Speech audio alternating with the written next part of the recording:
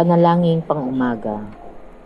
Awit 3. O Panginoon ko, kay raming kaaway, sa abang lingkod mo ay kumakalaban.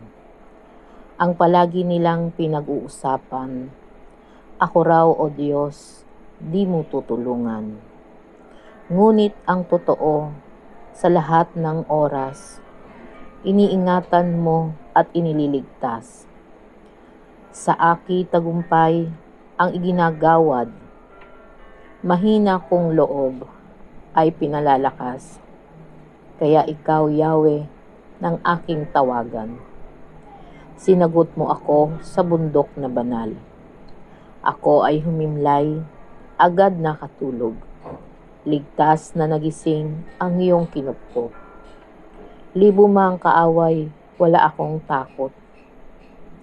Humanay man sila sa aking palibot. Halika, O Diyos, iligtas mo ako.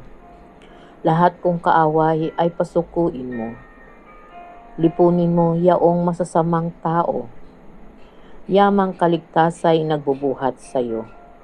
Pagpalain kami ng mga anak mo.